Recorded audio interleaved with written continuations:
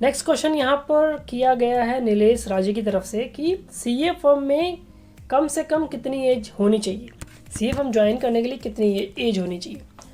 तो CA firm join करने के लिए कितनी एज होनी चाहिए, क्या क्वालिफिकेशन चाहिए, कितना एक्सपीरियंस चाहिए एंड क्या क्या चीज़ें इंपॉर्टेंट होती है ज्वाइन करने के लिए सीए फर्म में, ये बहुत सारे लोग मुझसे पूछते हैं। तो सिर्फ एज को मैं यहाँ पे मेंशन नहीं करूँगा, एज क्या होनी चाहिए, कैसे अप्लाई करना है, क्या स्किल्स होनी चाहिए, क्या क्वालिफिकेशन होनी चाहिए, कैसे अप्लाई करना है, सब कुछ यहाँ पे मैं आंसर करूँगा। होपफुली आपको थोड़ा हेल्प होगी इससे। तो सबसे पहले अगर बात करूँ तो मैं सजेशन करूँगा आप ग्रेजुएशन के बाद बीकॉम के बाद 1 साल एटलीस्ट 1 ईयर आप सीए फर्म में ट्रेनिंग लो, काम करो, सीखो अकाउंट्स को। अगर आप चाहते हो कि यार बीकॉम करने से पहले ही अगर सीख लूँ, तो अगर आप college and CA firm both अगर मैनेज कर पा रहे हो, कॉलेज एंड बोथ अगर मैनेज कर पा रहे हो, तो लास्ट ईयर अकाउंट जो बीकॉम का लास्ट ईयर होता है वहाँ पर आप 1 ईयर एटलीस्ट आप कॉलेज एंड सीए फर्म दोनों मैनेज कर पाओ तो आप तब भी ज्वाइन कर सकते हो, इसलिए जा सकते हो। अगर मैं 12th वालों की भी यहाँ बात कर दे रहा हूँ, 12th वाले भी अप्लाई कर सकते हैं सीए फर्म में, जॉब कर सकते हैं, ट्रेनिंग कर सकते हैं। बट अगर उनको जॉब नहीं मिलती है, क्योंकि ज़्यादातर बीकॉम ग्रेजुएशन वाले लेते हैं, बट 12th वालों को भी प्रेफर करते हैं। अगर आपका रेफरेंस है, अगर आपकी कोई पहचान की है, कोई वहाँ पे काम करता है, सोर्स अगर आपको लगता है, तो आप इजीली वहाँ पे जाके ज्वाइन कर सकते हो। अदरवाइज़ थोड़ा सा मुश्किल है जाना। तो बीकॉम करने के बाद या बीकॉम के साथ साथ आप इजीली ज्वाइन कर सकते हो। बीकॉम में जो चीज़ें पढ़ाई जाती है अकाउंट्स से रिलेटेड, बिजनेस से रिलेटेड, अकाउंटिंग, अकाउंटेंसी से रिलेटेड जो भी चीज़ें पढ़ाई जाती है वही सारी चीज़ें सीए फर्म में भी काम आती है। थ्योरी वहाँ पढ़ते हो, यहाँ पे प्रैक्टिकल चीज़ें करते हो, तो प्रैक्टिकल करने पे बहुत सारी चीज़ें क्लियर होती है यहाँ पर। तो बीकॉम के साथ साथ भी या बीकॉम के बाद आप इजीली अप्लाई कर सकते हो। एज की बात करूँ तो बीकॉम करते करते इजीली आपकी एज 22 तो चली जाती है। 20 या 22 ईयर में भी इसलिए ज्वाइन कर सकते हो, उससे पहले भी ज्वाइन कर सकते हो, कोई इशू नहीं है। ऐसा नहीं कि आप 18 साल की एज में सीए फर्म ज्वाइन करोगे तो कोई मना कर देगा, एज रिस्ट्रिक्शन ऐसा कुछ नहीं होता। बट एटलीस्ट आप ग्रेजुएशन का 2 ईयर सेकेंड ईयर कंप्लीट कर लो, देन आप मैं सजेशन तभी दूंगा कि सेकेंड ईयर कंप्लीट करने के बाद ही आप सीए फर्म ज्वाइन करो। स्किल्स की बात करूँ तो जो भी चीज़ आप पढ़ रहे हो बीकॉम में अच्छे से पढ़ो, अकाउंट्स का कॉन्सेप्ट क्लियर करो, गोल्डन रूल ऑफ अकाउंट बहुत ही अच्छे से आपका क्लियर होना चाहिए।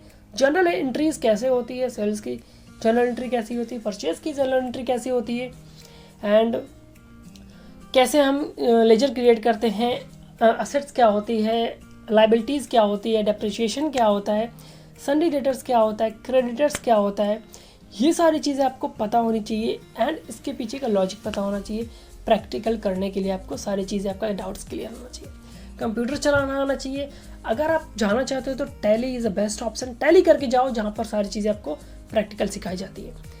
तो एक्सेल भी आपको आना चाहिए, टैली भी आना चाहिए, अकाउंट्स के बेसिक चीज़ें आपको क्लियर होनी चाहिए, साथ ही साथ इंग्लिश भी आनी चाहिए। सी फर्म में इंग्लिश की उतनी इंपॉर्टेंस नहीं होती है क्योंकि सी फर्म में उतना इंग्लिश का यूज़ नहीं होता, बट पढ़ना लिखना थोड़ा बहुत आना चाहिए।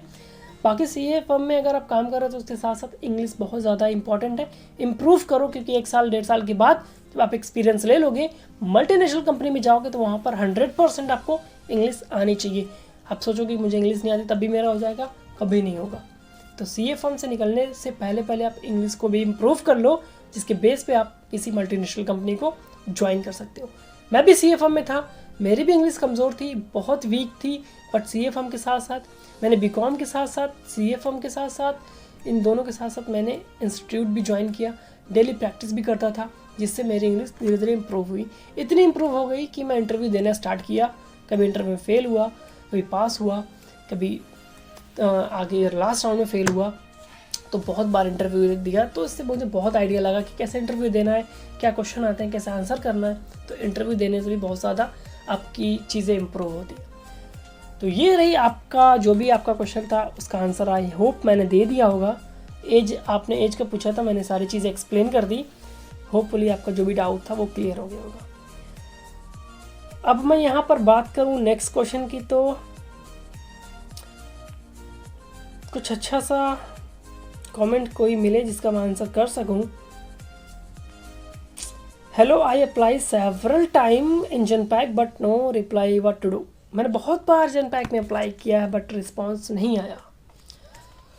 आपने किस प्रोफाइल के लिए अप्लाई किया, कैसे अप्लाई किया, कहाँ से अप्लाई किया, आपकी सीवी क्या थी, किस प्रोफाइल के लिए अप्लाई किया, ये सारी चीज़ें मुझे नहीं पता। बट मैं सजेशन यही दूंगा कि अगर आप किसी एक पर्टिकुलर प्रोफाइल के लिए अप्लाई कर रहे हो तो उसके अकॉर्डिंग सीवी होनी चाहिए, एग्जाम्पल के तौर पर बताऊँगी, अगर आप R2R प्रोफाइल के लिए अप्लाई करना चाहते हो तो R2R की प्रोफाइल के लिए आपकी CV होनी चाहिए, सब कुछ R2R के रिस्पॉन्सिबिलिटीज CV में मेंशन होने चाहिए, स्किल्स मेंशन होने चाहिए। अगर आप naukri.com से अप्लाई करते हो तो जो चीज़ें CV में आपने मेंशन की R2R से रिलेटेड, वो सारी चीज़ें आप naukri.com पे भी आप लाइक मेंशन करो कि आप काम करते हो, ये सारी चीज़ें करते हो, ये डेली यूज़ में आपके काम आता है और ये स्किल्स आपकी है।